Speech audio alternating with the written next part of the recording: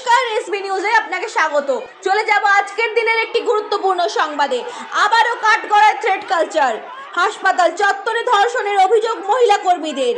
Panskura super speciality হাসপাতালের ঘটনা। একাধিক মহিলার অভিযোগ ঊর্ধ্বতন কর্তৃপক্ষের বিরুদ্ধে। শাসক দলের নাম করে চলতো অত্যাচার।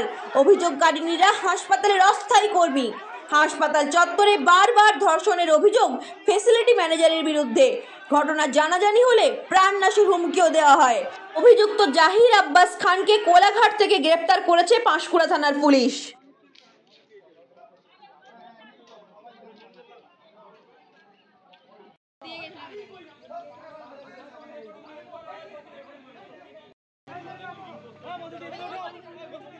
আমাদের যে স্থানীয় পিতপুর সুপার স্পেশালিটি যে হসপিটাল আছে সেখানে আমার অনেক বোনেরা ওখানে কাজ করে, ডিউটি করে।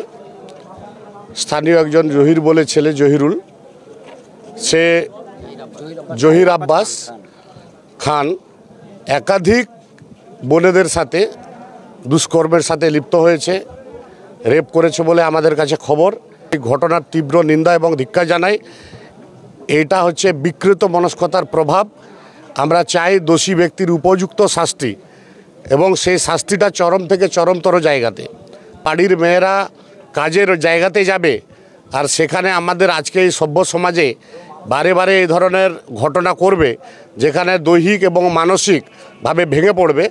এই কলুষিত সমাজ যারা করে তাদের মধ্যে অন্যতম জহির আব্বাস খান বলে আমি মনে করি এবং উপযুক্ত শাস্তি এবং তার থেকে চরম দাবি আমরা তুলছি এবং তাতে প্রশাসনের কাছেও আমাদের অনুরোধ করেছি। আমরা এসেছিলাম আমিও এই কথাতে যে দোষী ব্যক্তি যাতে একদম চরম থেকে চরমতম শাস্তি দেওয়া হয়, কোনো রকম পার্শ্ব যাতে না হয়, সেক্ষেত্রে আমরা আজকে দাবি জানিয়েছি।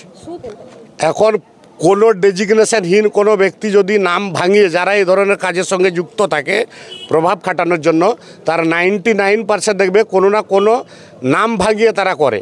আদপে তৃণমূল কংগ্রেসের কোনো নেতৃত্ব নয় এবং বিভিন্ন জায়গাতে আমাদের বিভিন্ন লোক আছে, দেখবে দালাল চক্রের মধ্য দিয়ে কেউ কেউ নিজেদেরকে প্রভাব খাটানোর জন্য কোনো সংগঠন, কোনো দলের নাম নেওয়ার চেষ্টা করে, কিন্তু ওর সঙ্গে তৃণমূল কংগ্রেসের কোনো যোগাযোগ নেই।